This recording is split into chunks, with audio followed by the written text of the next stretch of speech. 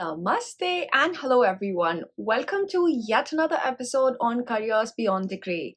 In today's episode, I have with me someone who's been working with me actually behind the scenes for Start a Freshie Kit and the Careers Beyond Degree podcast for the last 3 months.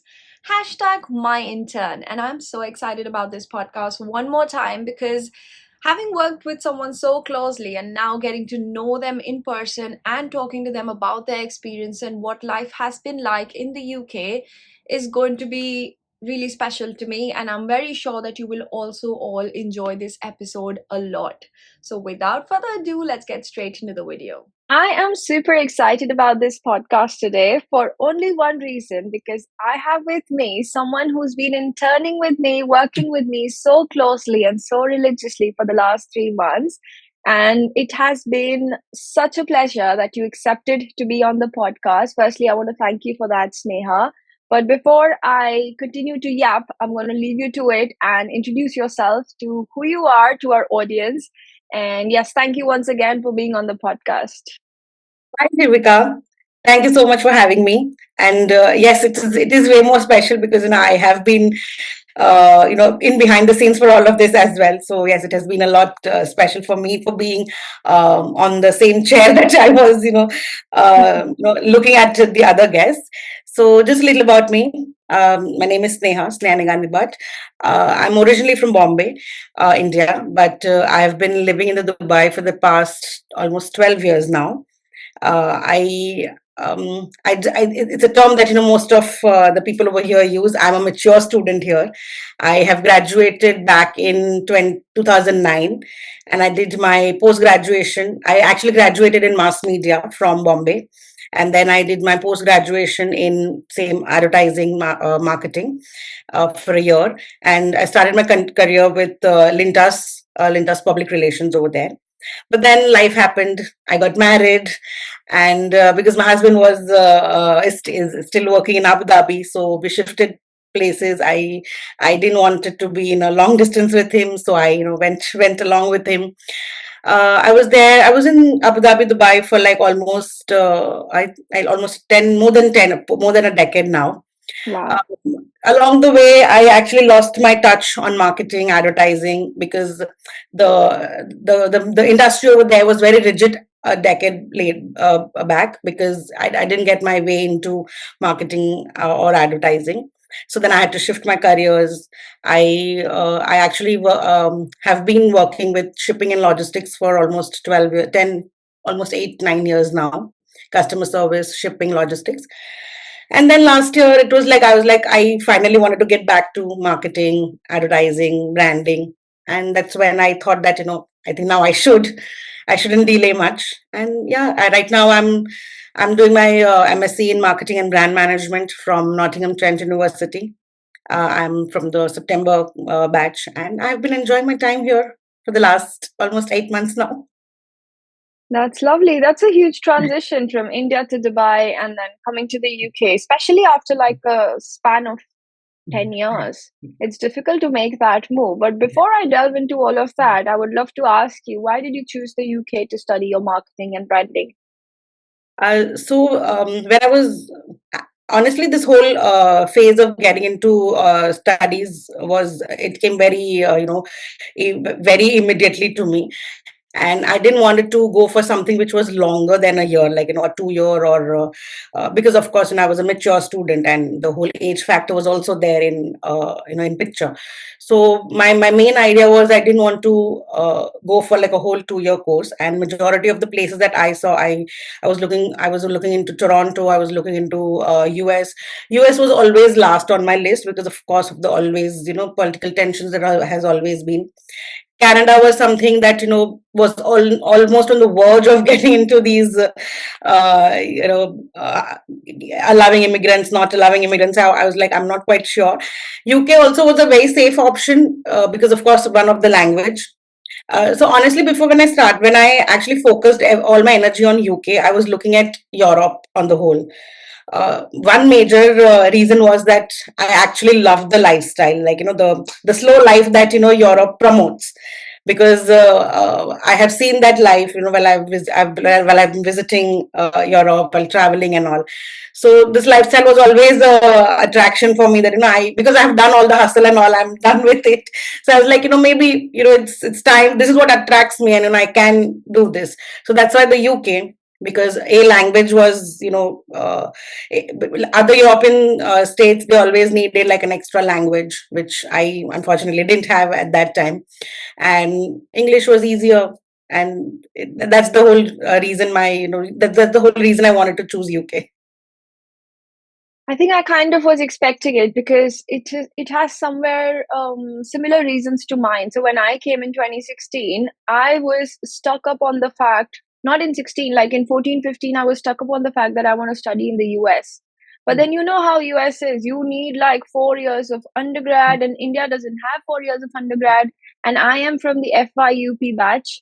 That was where they introduced the 4 year program and then they stopped it in between. Oh, So I was like, okay, Delhi University has introduced FIUP, so I will have 4 years. So I'm going to the US. And suddenly in the second year, they're like, we can't handle this. Let's stop it. It's only going to be 3 years.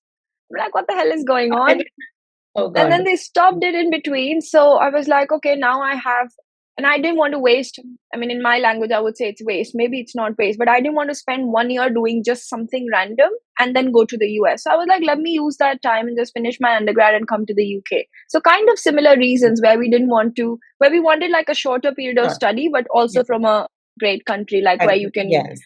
experience something great and you've known about it and there's no language barrier as such as well. So you've lived in both, say Dubai, Abu Dhabi, and then over here. Tell me some differences. I hear from a lot of why I ask that is, and I know it's a bit something that we weren't looking to discuss, but then a lot of my friends want to stay here for a while, and they're all planning, or they all tell me they want to move to the UAE. I want to know why because I haven't thought about it. I know the life is great and XYZ reasons, but I want to know your personal view on why. What is the difference actually?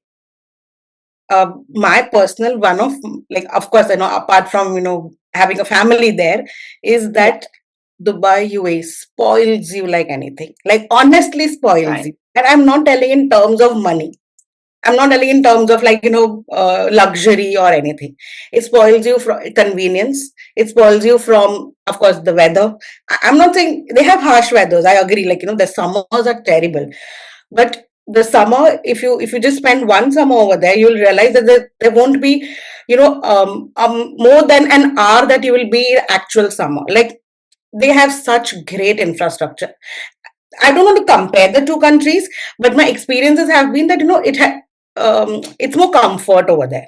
The life is very comfortable over there in every sense, from luxury. Even if it's like, if you have minimum, if you are earning just the minimum salary, still you can survive very nicely over there. That's the only thing. Right. Secondly, of course, the tax. It's tax free. So that is also one of the major, what do you say, like, attractions for people. Like, I know so many of my friends, or I mean, a family friends who have taken passports somewhere else and again come back to UAE for working. Right. So Yes. do you want to go back as well? I honestly, when I started this my UK journey, my focus was really on the lifestyle that it was providing here, because, as I told you, like, I actually enjoy the yeah, for me, the major confusion was the country that UK is, because it is beautiful, like, natural and everything, whereas the UAE is more of like, it's a construction, it's a Yeah. construction jungle. But still, like, there are oases everywhere, like, they have beautiful places. So, like, when I started, I was very much that I wanted to be in the UK and everything. But I think now that I'm finishing my course, I'm looking at the news around, looking at the situations around, my inclinations toward Dubai has increased again. So you want to go back. And Yes, probably you're looking forward to it. yes, I'm probably looking forward to it. Yes. I think it's something I want to experiment as well. So there was this thing that I had a few years ago that I want to go live in New York for some time and spend some time there and live the New York life. And I have a cousin sister there who keeps posting about not much about work but her social life, and it looks so nice. And I always feel like if I do end up, living in the UK for another 5, 7 years, what I'm going to do is take out 6 months and just go do something in New York, probably work as well. So I get that balance and I understand it better instead of just roaming around or just wandering Mhm. as a tourist, because that I've done a few times, but I would love to like work there and then, see the lifestyle of what happens after five.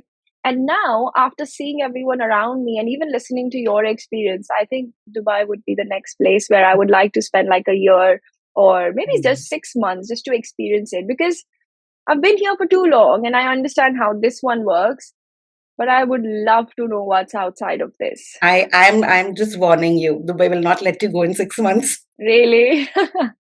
6 months Oh is, my. yes. Like if you're just traveling, okay. Like, Hmm. if you're thinking that you just want to travel or just have fun or vacation in Dubai, okay. But if you're Yeah. planning to like it, I'm telling you, I'm sorry. I think we're just pivoting off for UK No, right that's fine. No, no, no, that's okay. I'd love to know because more. UAE is like, the way they are expanding, the way, even if, like, when I see Dubai, it's like they're all, every time I see, I think about Dubai, I like, no, now they're at the pinnacle. Now nothing, there's no growth left, there's no growth. And boom, there is something else.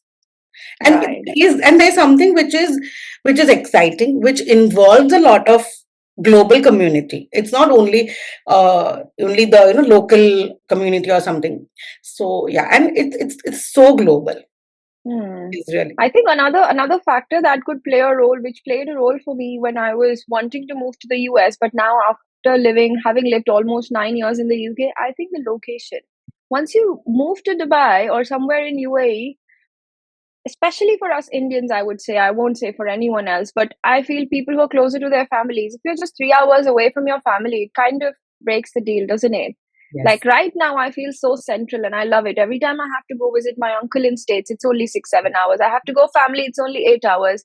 But imagine if it was only 3 hours. yes. So that would be nice. You get the Yeah. opportunity and close to home.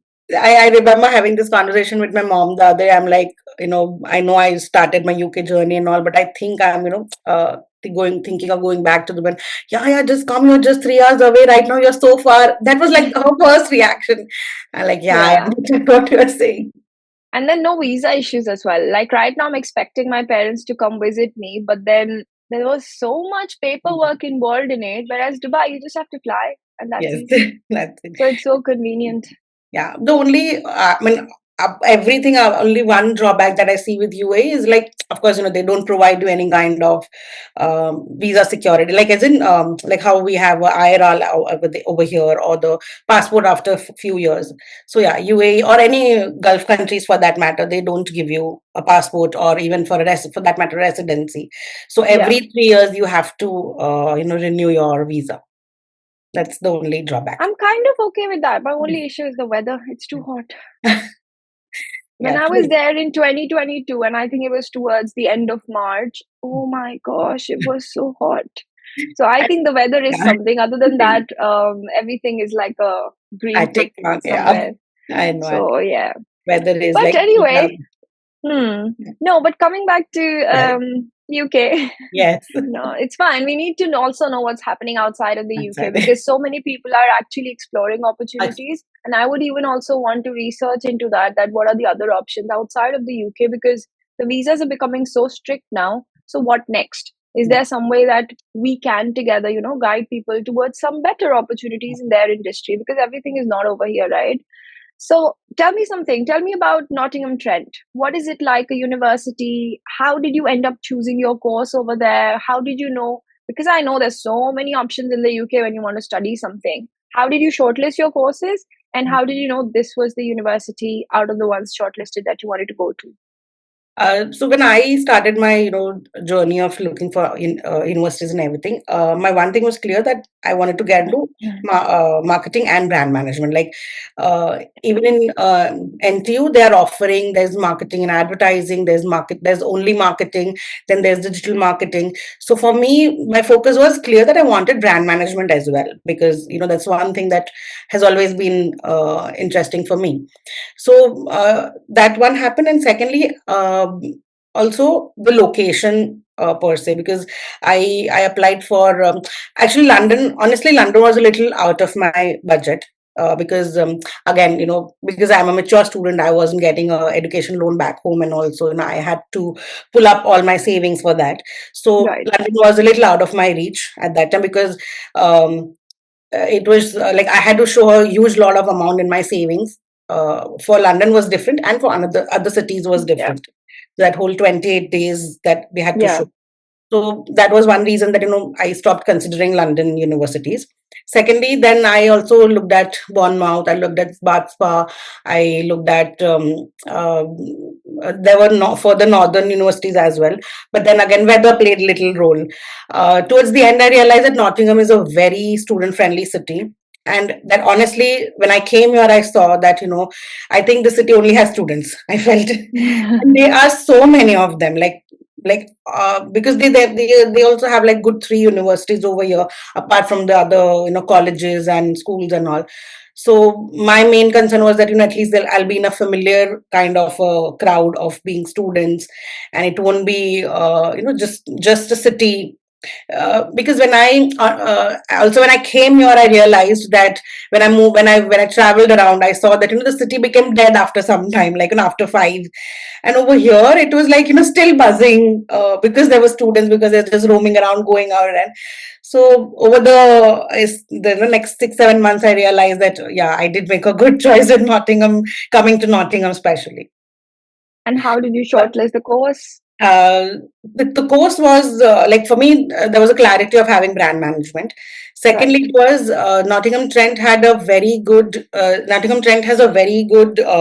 employability rate. That was one that they you know very boastfully claim about, and it is true. The services that they provide with their employability team, per se, I don't say that they help you in getting a job. Like, there's no as you know there's no campus placement or anything, but the support that they provide, and that support is not only for 1 year. It is for, for the next 3 to 4 years that you are a part of NTU. Like, if I finished my course today, it's not to say that they'll not help me next year if I'm not looking for a job. Like, say for example, I got a job right now, but after a few months I don't have a job, or I want to change, or I want to change, shift, in the, sorry, not industry, shift companies. There is still support that they provide to alumni. There's a good alumni connect over there. The course format is so I'm sure all other universities also have the same, where they have guest lectures coming, or they have very practical subjects, where they have very practical projects happening. Also, the one major thing that they were offering was something called as a consultancy project, so which is right now currently what I'm doing. We have 3 months wherein we are actually working on a live project, like a live client.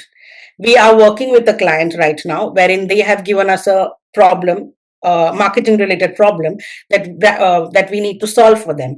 So it is a live project that we are working. In a way, it is like I'm a consultant for them. So even if I'm not, like, honestly, no, it's a part of my curriculum, but it's still that I am working. So Hmm. that was also one major thing that attracted me towards NTU. That's very interesting. I haven't looked at NTU from that perspective. In fact, a very close friend of mine back in 20, I think 18, 19, she went to NTU. Mm. But and in the previous podcast, I've had this discussion with a few other people about how much support does the university give you. Yeah. And I remember, I think 2, 3 years ago, I had a podcast with someone and who mentioned about how Cranfield University has a similar kind of a setup where they really help you with your career. They really help you with the job that you want to land eventually. I mean, I don't know if I should say this, but I don't think Warwick really helped us with all of this. I mean, they had everything. They Right. had the workshops, they had everything Mm. else that was needed, but I don't think they really prepare you for what's to come. Yes. Maybe also because I'm from the 16, 17 batch, so there was no graduate route then. So they knew Yeah. that these students are going to go back to their home country. But right now, universities are well aware also of the fact that they're going to stay, they're going to be looking for jobs. And it's also a very crucial part of their university curriculum Yeah. that where are the students going after they finish your degree. Yeah. So I'm glad that they have that kind of a support network for all the students, to find jobs and upskill themselves. And especially that project consultancy that you're doing right now. It's almost like getting real world experience in Yes. university. Yeah. Yes. So if I had to ask you, like, if a university is not providing that, and if someone really wants to get that kind of an experience, like during university, during those 10, 12 months, off the top of your head, what do you think a student can do to get a similar experience if the university is not providing it? Um, I personally feel, of course, internships and volunteering work, because UK is huge on volunteering. But Hmm. of course, like people who are here, they, volunteering. I'm talking right now from from an Indian perspective, because we don't look at volunteering work so, we don't regard them so highly of, like, it's like I said, there's no money in that, or you're not earning anything in that. Not So working for free. yeah, yeah, that's what. Like, I mean, it's a very common mentality that we have.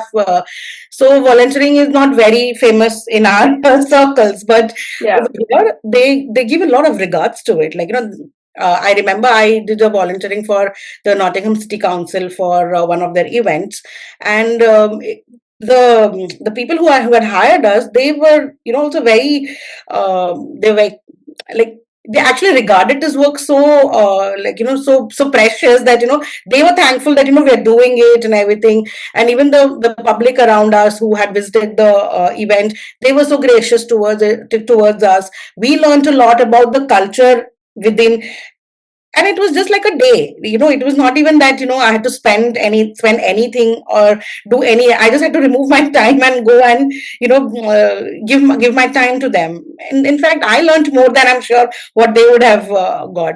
So I feel these two are very huge internships, or if you get a part-time, and volunteering, because uh, also this shows a lot on your CV after you have, when you are actually looking for a job over here. So, and you get to know the work culture over here. So these two things are something that one should focus on. And having lived here for about 8, 9 months now, do you think people working part time roles, and a lot of students do that, do you think people working part time roles outside of their industry, does that help them in any way? So, for example, if somebody is studying politics, and if they're working in a restaurant, if they're working in a retail store, if they're working, or if they're volunteering, I mean, they could be volunteering for some of the organizations, so that would help. But something that is outside of the industry, do you think that helps in the long run? Um, on the long run, definitely, because it's just, if you are still taking some kind of experience back home, like, back for yourself. Um, for me, I personally, when I joined this, and when I saw that people were doing, I'm not calling odd jobs, but like jobs which they wanted to do because to sustain themselves over here, was okay. I can understand, and a lot of people have to do that. One was that. But when people are just doing multiple jobs, what was happening was that the focus on the course was getting diluted. Like, for me, that was also something that I considered a lot, that if because when you say part time, people are not only working those hours. Like, I'm being just very honest right now, because as students we are allowed 20 hours. So, and that doesn't mean that they're going to divide your 20 hours equally among your week. So one day you're working 10 and the other day you're not working. So that kind of disrupts your whole campus life also. But yeah, there might be some experiences that you get while working in a hotel, or while in restaurants, or bars, for that matter. There are some experiences which you just get for the life. I'm not quite sure about the skills, because sometimes, because when people are doing working for these jobs, they are working from the point of view of money. True. And I honestly feel that majority of them are working for money. That is also The true. ones who are coming here for part time. So if you're looking for a skill related part time, then most of them might not even end up doing this. Like, I'm talking about myself, like, because I was very clear that I didn't want to do these kind of jobs. Again, my whole mentality of having worked, I didn't want to bring myself to do these works which I've already previously have done, similar kind of jobs. So I was not interested in those. And of course, uh, it was not as important for me to earn right now. For me, Hmm. my focus, the whole focus was on getting my education, getting my degree, taking these different kind of experiences, like the internship that I'm doing, the volunteering that I did, or just taking part in some events in the university. The university is giving a lot of part times, applying for those, joining book clubs or joining different societies. That was more important for me because I think I have built those skills uh, by not doing a part time. I've gained those skills more. Right, right. No, I agree with you with most of that. I think a lot of students just come here, not just come here, they come here and they want to work part time to like make money and then survive and then sustain themselves. And sometimes my only my only objection is when they indulge too much into part time and then their focus from university is lost. So I feel like your full purpose of coming here is kind of lost in all of that.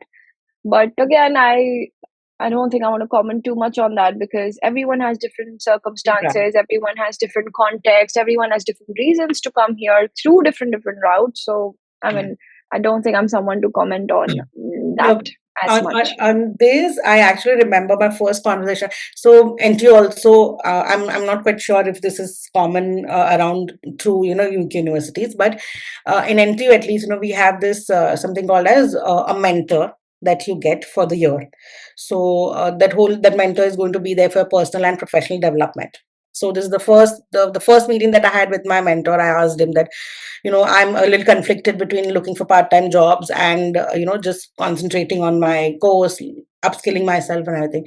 So he said that unless until you really have the pressure of finances, I would suggest not to go for a part-time, only if you're looking for this, like only to earn, like in a restaurant or a retail, or something you're just doing just to earn money. Then I think you should focus on upskilling yourself in another ways than this.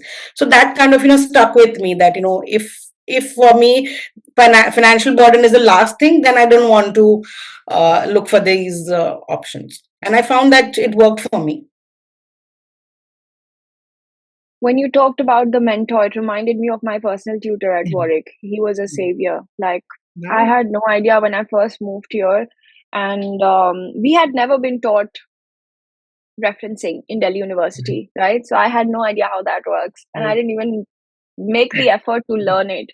And I've mentioned it in some other videos as well that I failed my very first university essay, which was Right. 17% of my main module. And this personal tutor of mine, he literally guided me through in my first 6 months of uni and even afterwards. But he was great help. And I think most universities have that. I think all universities have that they have Yeah. the personal tutor. And I highly recommend all international students to build a relationship with their personal tutor because that helps so much. I'm not sure if everyone has had a positive experience, but at Mm. least you and I, we've had like great experiences with our personal tutors and they've guided us. He even like got me an extension. He told me how to reference. He did so much for me. And if it wasn't for him, I think I would have been very, very lost in my university journey, academically, definitely. But coming back to university, I would love to know how the last few months or just coming to UK university has shaped you as a professional. Is there something you've noticed, a change in yourself, something you've learned at uni that you would like to share with us? Yes, definitely. Because I have picked up education after so long. It has been a very fresh change because Indian universities are not very practical focused. They are not very like I've done a similar course, like it's a marketing and advertising course, of course, in my bachelor's, and right now I'm doing masters in marketing and brand management. But it is so much more practical. Like you know we don't, I mean, yeah, that's the whole UK format, so I agree with that, and it has actually you know um, given me a lot to learn rather than I mean, the whole book culture is not there, so that's something which is really it's really good. Like you are learning from case studies, and I'm researching a lot for that matter. Like I know I like reading. That's a different thing, but researching, referencing, it has been a very different take from what I had done long back in my back in Bombay. So that is that one change has been really great. Like talking to different lecturers who have, they themselves are PhD holders in their particular subjects, and Also, I have been I'm the course rep for my class, so my connection with them is all the more, it's like, a one step more than the rest of us. So like I know how they plan, or if they're planning something new for us, or how they react, how they are connecting with the students. So that has also been a communication for me, in a way that I have not, like the communication, so that it has actually shown me how it is in the UK. Because honestly, being a course rep has been like that for me for even when I was previously studying. So it's there in my nature that I'll just become like, how we have the class monitor. So yeah, it is like it's there in my You're a nature. leader then. Yeah. Yes. So yeah, it came naturally to me. But yeah, I could see the difference that I had when I was a class rep for my post graduation course, and how I am in my master's course. So that was also quite different for me. No, I absolutely agree with you. They really, really sharpen your research skills, Yes, a lot. Yes. which is the best part because I have studied international relations and you have to read so much, so much. So, like, every time I was supposed to write a 5,000 word or 10,000 word essay, and I would do it in the library. So, I'll be surrounded by like 15 books and I'm reading from that and I'm reading from there. Yes. I'm like, no, I need to consult different Mm. sources. And in the classroom, all they did was show us. So, for example, if the topic is capitalism, so they're just talking about capitalism, who did it, what happened, blah blah blah, a little history. Okay, Mm. these are the readings, go read yourself. And then we'll have a discussion for the last 40 minutes, 30 minutes, something like that. And that was so practical, and I think that is so much better than, oh my gosh, I don't even want to talk about Delhi University. We literally were dictated answers. That's true. Can you imagine? I'm like, oh my gosh, it really spoilt me. It really, really spoilt me because I used to read all my whatever readings we had starting from 12 o'clock, finish them at 6 o'clock, run to college, and then give my exam and done. Yeah, that's so. You try doing that here and you are gone. Like, God. there is nothing. There is nothing that is going to help you after that. You're literally like me, then you're failing. That's what I did in my first essay. Yes. So I failed. Yes. But Yeah. anyway, tell me about three myths that you had when you were back in India, back in UAE. You felt about international student life in the UK, but when you came here, boom, it was broken. Um, so yeah, because it was a new, entirely new thing for me. I did see a lot of videos about people international students trying to survive in the UK. So like after I decided that okay, UK is the place for me. So like I was watching a lot of reels on Instagram, or there were a lot of YouTube videos that I was watching, and everywhere people actually kept on complaining about the how they have to study, then work, then uh, like look after the house or cook for themselves and everything. But honestly, this was a myth for me, because I know I have been doing that all this while. So it was a skill that I already had. So when I came here, I didn't find that new. So one was like, if you're going this is actually a life skill. It's not a skill that you have to build when you move somewhere. It was a very basic life skill. Like how they say that you need to cook for yourself. It's not that you need to cook to survive, not to.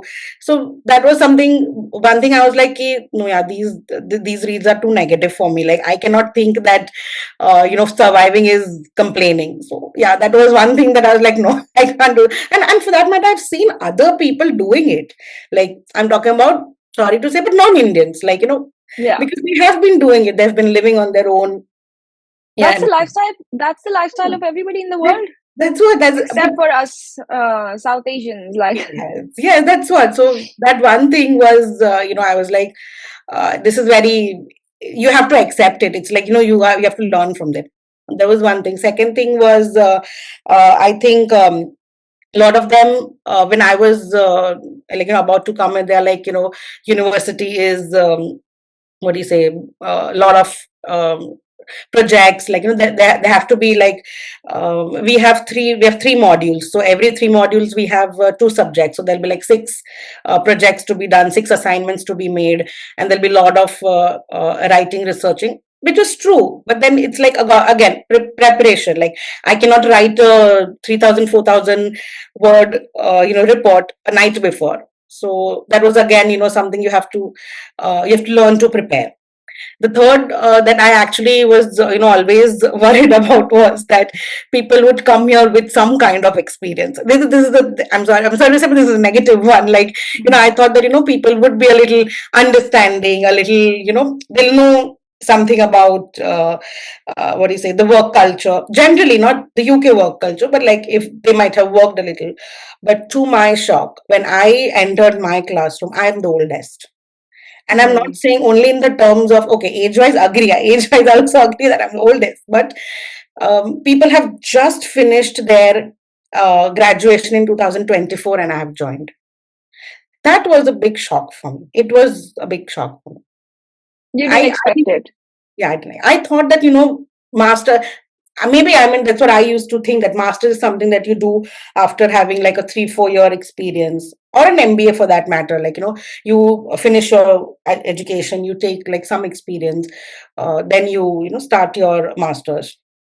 But it was a little shocker for me that, every most of my, like, I can say 90% of my class is a 2003 or 2023 or a 2024 graduate.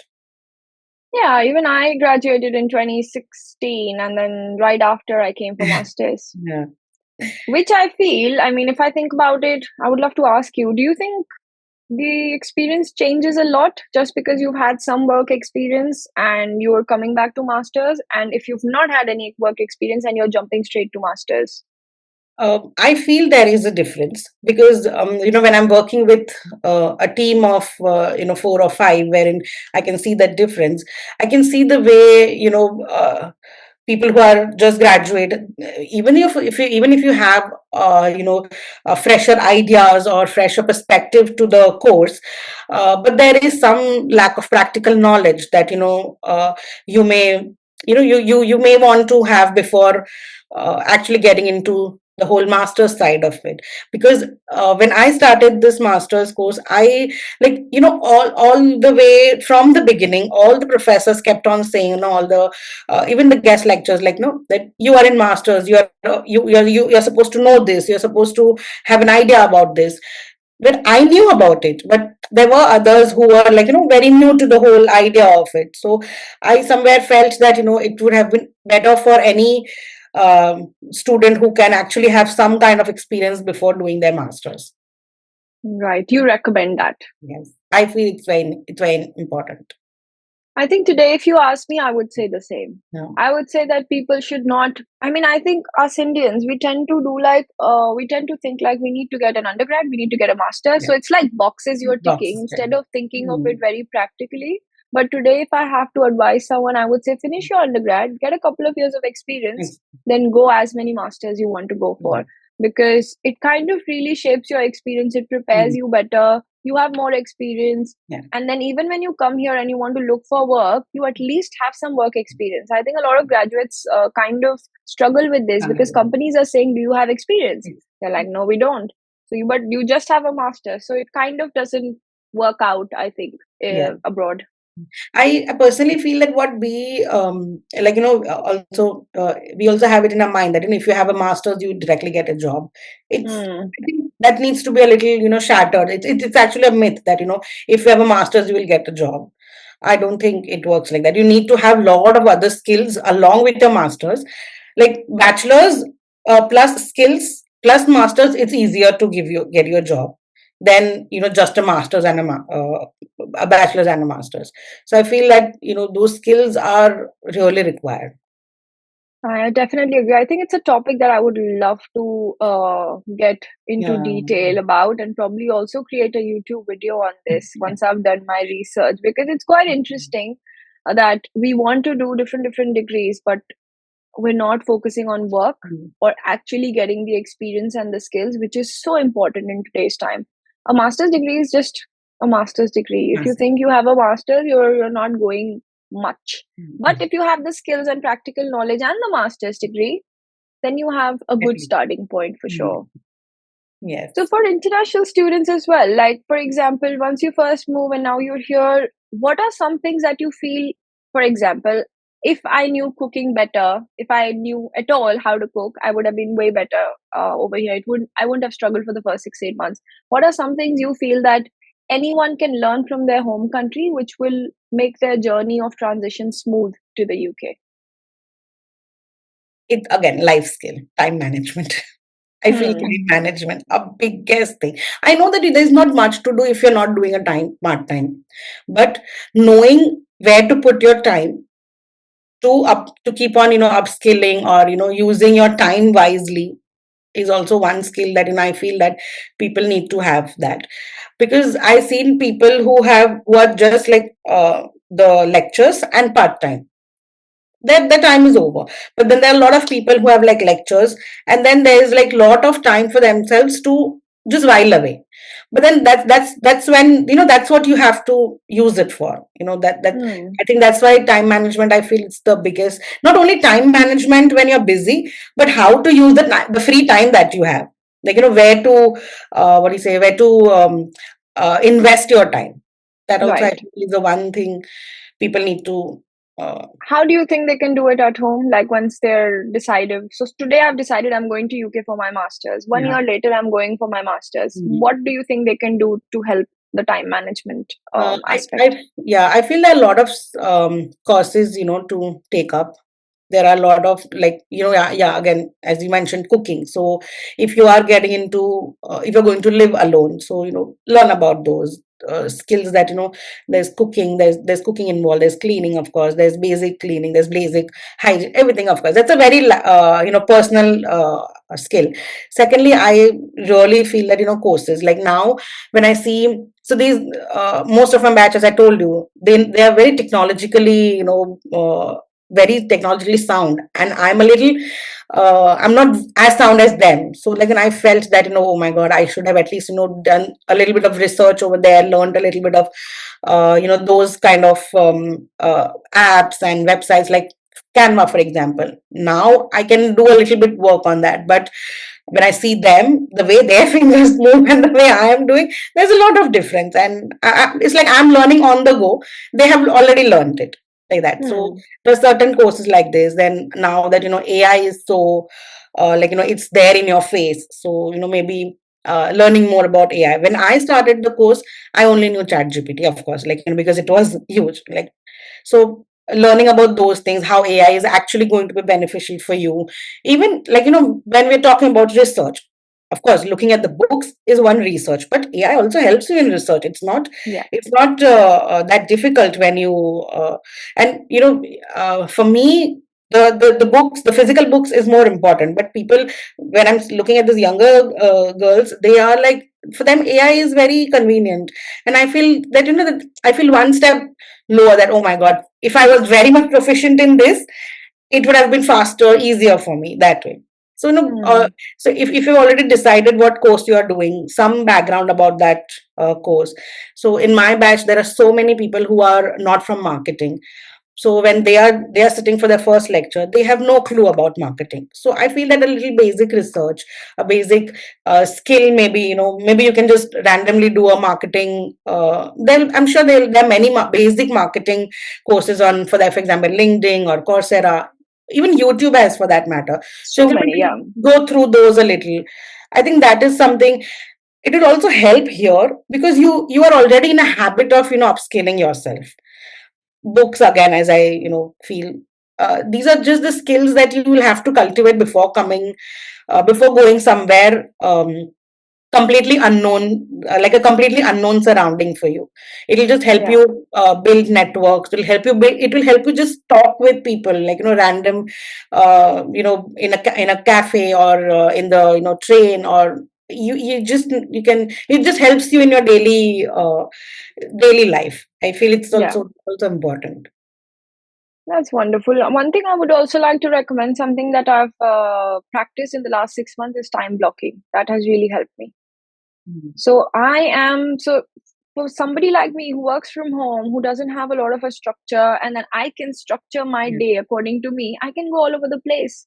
So Mm. by going all over the place, I mean, like, I cannot do anything at all the entire day, or I could be doing a lot. if only I time block, and if I only have the right strategies to place my work accordingly. So I started practicing time blocking in the last 6 months. It has really helped me, like I'm actually getting work done. So for example, if I had to research about entrepreneurship, I can do that for the next 48 hours. But come on, it takes you 30 minutes, maximum 1 hour. Time block it. And then the next time, so you basically what you do is you start from 12 to 1, I'm going to research entrepreneurship. 1 to 1:30, I'm going to take a break because I need a break. So I'll go make some coffee. And then 1:30 to 2:30, I'm going to work on this aspect of entrepreneurship. So in 5 hours, you're getting more done. And you're not just reading about entrepreneurship, which has definitely helped me. So I feel even international students can do that because I can actually say I wasted my time during uni, a lot of my time, because I wasn't working part time. I only had 2 days of classes, that too in total just 6 hours. So imagine what I was doing. I was watching Gilmore Girls most of the time on Netflix, and that's how I used my time. So today, if I could fix that, that would be great. If I used my time more productively, I wish, Yeah, but but I no, can't do that. no, but I think this is actually really very good, Shivika. The reason I'm saying is because I know girls who are still doing the same. What Yeah. you might have done like 8 9 years back, because I can see them still doing the same. Versus me, I know what is I have seen. I know that I've worked, and I know what I will be needing next. It's just a little bit that because I have that kind of background, I have a little more clarity. Now, what you are saying is 8 years back. I also felt that, people after 8 years back, maybe, what do you say, the idea of coming to masters might have changed for a lot of people. Like, they might understand better. But I feel somewhere it is still the same because not many have that kind of clarity yet. Like, what they want out of the course, or uh, most of them have just come here for the for UK, for that matter, like, just coming out and coming here, having the whole year to themselves, maybe having some part time. But yeah, there's no clarity required in a masters. That's what, I have completely, at least my experience over here with the masters has been that there's a lot of clarity that you need when you're doing this, any masters for that matter, not only in marketing, for that matter. No, I agree with that. And I feel, again, you in the end mentioned it, that people are coming here just to have a good time for 1 year, most of them. So I think also what is important is context. Some people just don't Mhm. want to do all of that. They're coming here, especially a lot of students coming to London. They're very straightforward about, we want to get a degree, we want to have the time of our life, because once we go back we have XYZ planned, so we're just going to do that. But all of this important stuff only for people who are really looking for this Yeah. important stuff, because they kind of struggle and they want to achieve something in life. Not that the others don't want to achieve something, but then some people are very conscious about making these efforts in their life. Like I'm very conscious that I want to learn a skill. I want to learn how to time block, because I'm the kind of person who's very lazy. So I could be in my bed all day long. So if I don't have that kind of thinking, then I could be wasting all my life just saying I'm doing something but not doing anything by the end of it. So I know that you will soon be finishing your university and there's a graduate route coming into the picture. You will be entering into your post-study work visa. And there's a lot of talk happening right now in terms of the new rules coming in, and the government deciding to reduce that 24-month period to 18-month period. Keeping in mind you haven't experienced the 24-month period yet, what do you think? I mean, from everyone that you've spoken to, do you think it's the right move? Do you think 18 months or 24 months are enough for a student to find job if they're actually serious about it? And I'm not sure how exposed you are to different kind of students, because when I was in Coventry, I wasn't exposed to them at all. It was only when I moved up north that I was exposed to the different kind of students that come with different contexts and different reasons over here. So based on whatever exposure you have in terms of the types of students are coming, do you think international students themselves are responsible for this change that's coming? Uh, Honestly, this change it has come like as a blow, of course, for people who want to, be here, uh, be here and do actual meaningful work. Because I know for a fact that people even now when I'm talking to most of them, they are like, we'll study, we'll take the 2 years and go back home. So like, and also not that there's any structure to that 2 years. Like maybe, I know a lot of people who have just taken the PSW and just working again multiple part times because they can. With the PSW, you can work as a full time, so they're just doing multiple part times, earning their way. And so I somewhere feel that because majority, this is what I have actually noticed only, and also because it's only Nottingham and only my circle of people that I've spoken to, I feel that it is also somewhere responsible, that because after 2 years most of them are going back, who are not, again, as we are, who, again, context, like, who are not very much focused on what they want to do. Again, coming back to the same context, it's like, if I want to look for a job in my field, I have to put in my efforts for that. Like, it is like I have to think of it as a job and work 9 to 5 to get that job. So if I am focused on that, 18 years is nothing. Even I can, like, if I'm doing that, I'm sure I can get it done within the next 6 months as well. If I'm so much focused at getting a skilled worker visa, or if I don't want to take a PSW and directly get a skilled worker visa, it is about efforts. So like, if I'm not putting those efforts, then of course this rule will not make any difference to me. But when I'm putting those efforts, I feel that, oh my god, yeah, this is going to affect me a lot, about the whole 18-24, then the 5 year, 10 year, everything is going to make a lot of difference if I am someone who wants to make efforts and move ahead. Hmm. That's an interesting point. If someone who's just here to make money and just wanted to stay here, then the more time, the better. Yeah, But they're not really getting what they are here actually act- for, in terms of like what the government wants them to do. Because I did read the white paper, and it says stuff like international students not spending time on the graduate route, they're wanting to switch to other kind of visas, probably the care visa. So for example, you studied marketing and then you're saying, I want to join the care industry now because that gets you a visa easily. And a lot of them claiming asylum eventually, and just surrendering themselves and saying we're not going back to the country. So I mean, I feel they are definitely responsible for these changes coming, because they've kind of done so much damage, and very rightfully said, exploited the system. I yes, mean, I was reading one of the Instagram comments on one of these videos where people are talking about this, where people said, then why did you make rules like these? We will exploit them. them.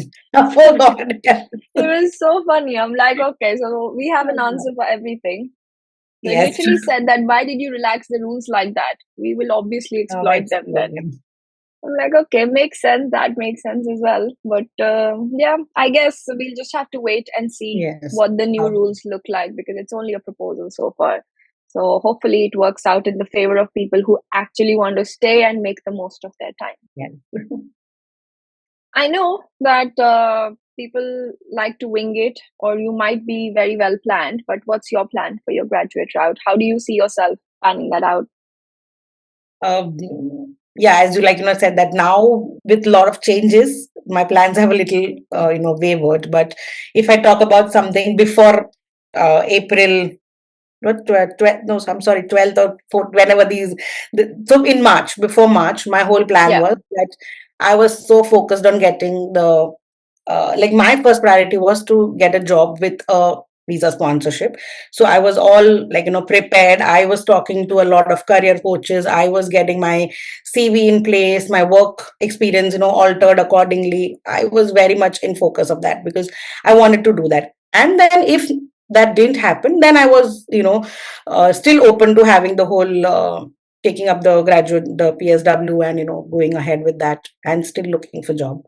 But of course, with this whole that the news coming out, I've now gone 50-50, as I mentioned earlier, that my inclination towards Dubai has now increased. Because if in the next 10 years I still don't know what I'm doing, uh, it it is like I'm already late for my career change that I have done, and I'm already regretting on not working on it later.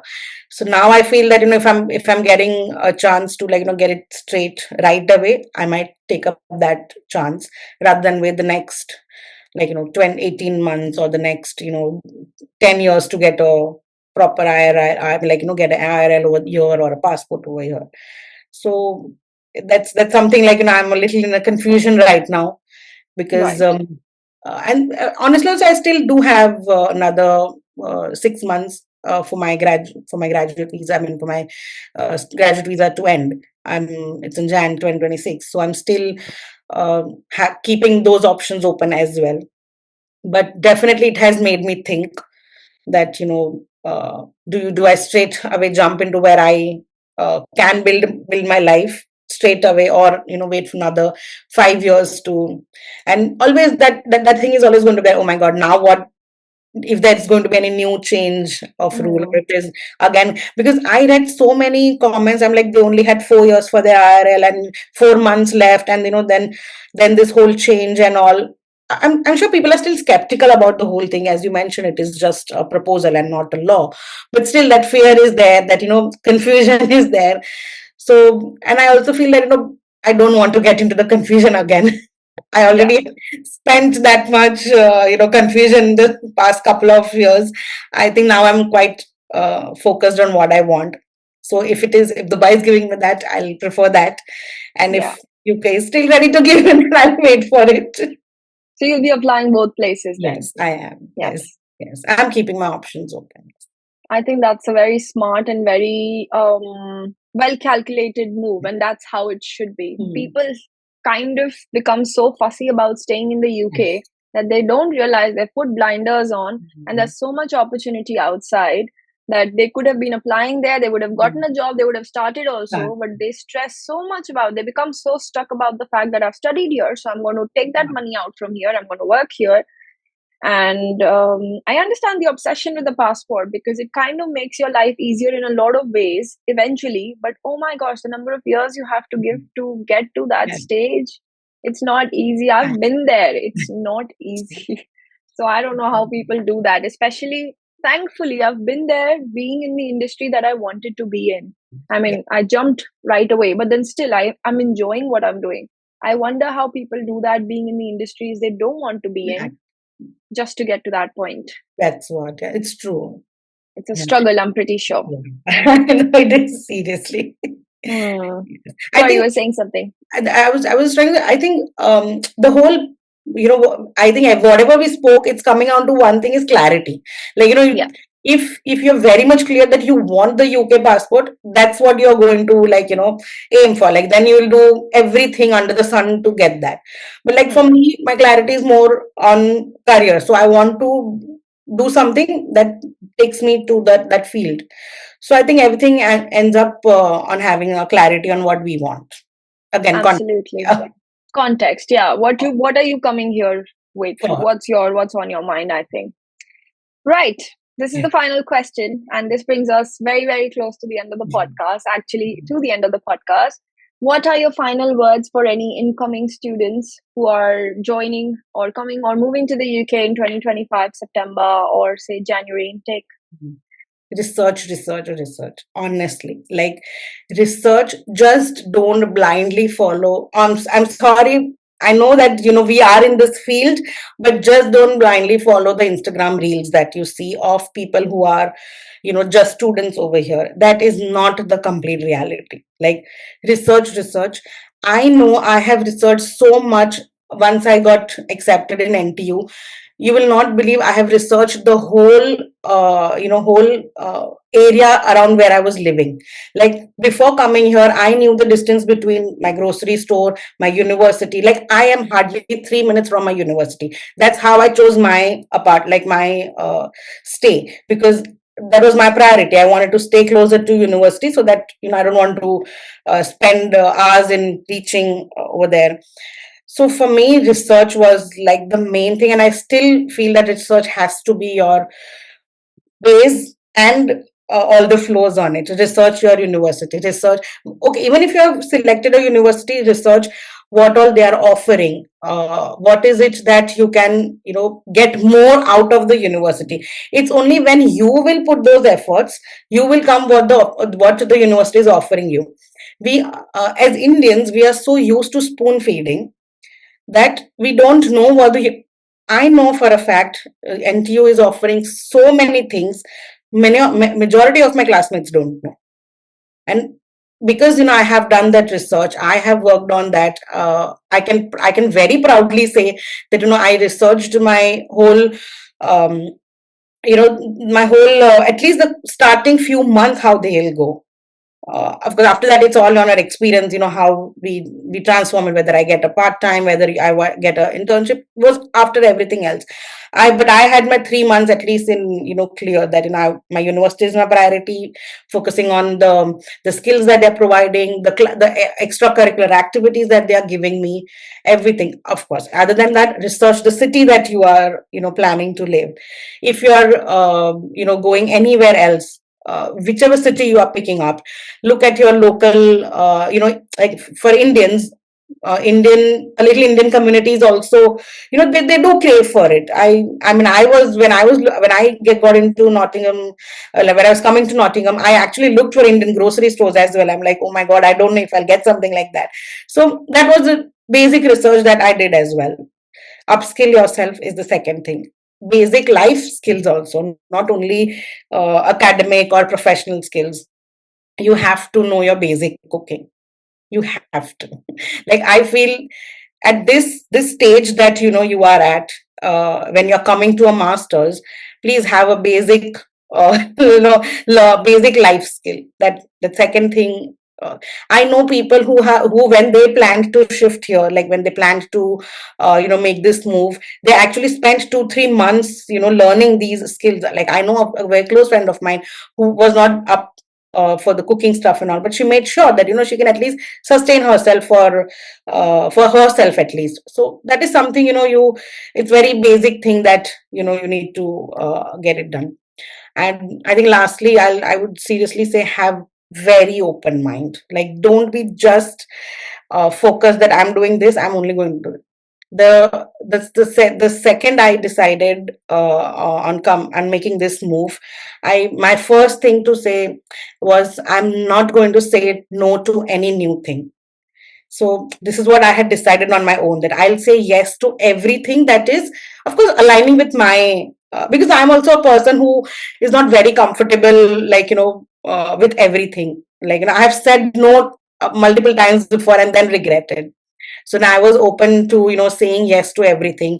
So much so that I wanted to, like, we recently had a fashion event in our university, and I actually walked the ramp and everything. Like I was the plus size model over there and all. So I was like, oh my God, like I did it. Like I kept my word, what I had decided for myself. So I think these three very basic things, and you are going to have a time of your life here. That's one thing.